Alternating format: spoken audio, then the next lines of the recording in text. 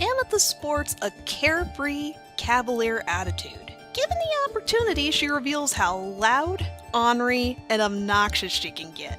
Everybody and everything are prime targets for pranks, jokes, and teasing, whether it's to the effect of laughing with them or at their expense. No Amethyst dynamic with Pearl. Most of her teasing is lighthearted and playful, but sometimes she goes a bit overboard. Think of the scene in Mirror Gym where Pearl sets up and arranges several items to achieve perfect symmetry, a la Death the Kid from Soul Eater, and freaks out when Amethyst moves any item by even an inch. It's funny to Amethyst, but definitely not to Pearl. Granted, Pearl seems fairly anxious and easily irritable most of the time. Amethyst's jovial front is a bit deceptive. Her pent-up angst is first hinted at in Tiger Millionaire. Note how she developed a big, brawny persona and picked up wrestling as a means to channel her frustrations. Does she instinctively know corpses are supposed to be bigger and more beastly than what she is? A subliminal echo of Peridot's comments and too far. Or perhaps, does she wish she had the confidence to exhibit and adopt these traits in her trademark form? She can change her form at will, but her trademark form reflects how she perceives herself. She's wrapped up in her own angsty and frustrated thoughts, which can lead to her being a bit self-centered and callous. No matter how close she is to Garnet, Pearl, and Steven, she feels alone due to her past and the circumstances behind how she came to be. In On the Run, Amethyst takes Steven to the dark, depressing kindergarten. She passes by the skeletons of once active drills that eerily resemble the bacterial phase structure for human viruses. And she makes sweeping gestures at the many holes that pockmark the looming canyon walls. She later slithers into her original hole, her smiling, nostalgic facade cracking as she stews in the very foundation of her unpleasant thoughts. The kindergartens are ghost towns of a terrible event. As Homeworld built up armies, corpse warriors and others were given birth at the expense of Earth's life force. They were artificially mass-produced for some yet untold horror or effect. Undoubtedly, Amethyst had to listen to Pearl, Garnet, and Rose discuss just this, and she internalized everything. She sees herself as a monster, if not out of place among Pearl and Garnet, true blue Homeworld gems. When Amethyst bellows, "I never asked to be made!" this is something that weighs on her daily and challenges her sense of self. It's the crux of her greatest existential quandaries and depression. She feels out of place and lonely. Enter Peridot, Yellow Diamond's displaced and befuddled minion. She's surrounded by exotic creatures, a strange culture, and radical gems with philosophies and politics that dramatically conflict with Homeworld standards. Every little nugget of knowledge and information she pored over, or took time to memorize, is challenged or made obsolete. Something that's incredibly unnerving, given her dependence on her limb enhancers and equipment, or how she boasts about her know-how every chance she gets. Think about how she brags to Steven as they explore the annals of the kindergarten and When It Rains. She's constantly on the defensive, unsure of whether or not anyone is a possible ally or a foe. As Steven suspected, she's just looking for a friend. Just look at how much value she now places on the tape recorder.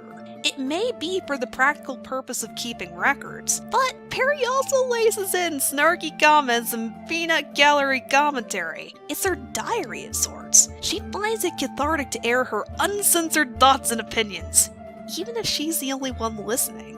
When Peridot gets upset, she curses and goes on angry tirades or lashes out directly if she feels scared and threatened. Once Peridot calms down, though, she's willing to be blunt, methodical, and straightforward.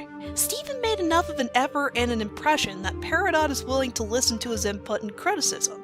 At her core, Peridot is a problem solver. While she can be somewhat off-putting, it's possible to couple bluntness with understanding, empathy, and compassion. Growing closer to an understanding Amethyst may very well be key in Peridot's development, considering Peridot developed an affinity with her much more readily and immediately than Steven or Pearl. And Peridot's being blunt but understanding could cut through Amethyst's raging storm of emotion far more readily than anything else. If Peridot sympathizes with Amethyst's character and motivations well enough, she could describe and pinpoint the issue exactly. Then she could ease into humor, diffusing how tense the overall situation was. It's not too much of a stretch that humor will be the biggest building block in Amethyst and Peridot's dynamic. It's certainly what led to Peridot smiling and enjoying Amethyst's company, as well as Amethyst egging her on. Peridot and Amethyst's current dynamic boils down to the nerd wants to impress the cool class clown.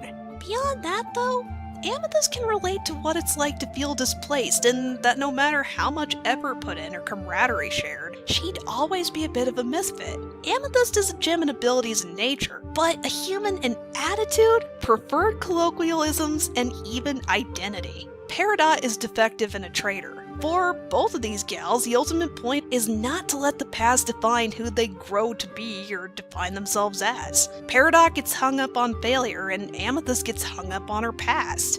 Amethyst could further help Peridot further ease into Earth culture and not make Peridot feel accepted and wanted. Two big things Peri craves whether she'd admit to it or not. In return, Peridot could ease Amethyst's concerns about herself. She's not and never will be what other kindergarten gems came to be. And that's not a point to wallow in, but to own and be proud of. She's a very unique, powerful individual with the capacity and autonomy to shape her own future. Compare this with Jasper, a quartz soldier. Jasper may be a high-ranking officer and a force to be reckoned with, if not a stone-cold badass, but how many of her goals are, how much of what shapes her personality is, tied strictly into her position. There's something to be said about Amethyst's freewheeling spirit. She rules her own destiny and pretty much does what she wants within reason. Maybe the importance and potency of Amethyst's individualism will come full circle as Amethyst realizes the full gravity of how much Peridot respects and admires her. Or will anyway, it's still kind of developing. Someone like Peridot, unsure and uncertain with a heaping dose of paranoia, could benefit from Amethyst's flashes of reckless, look the world in the eyes, friend confidence,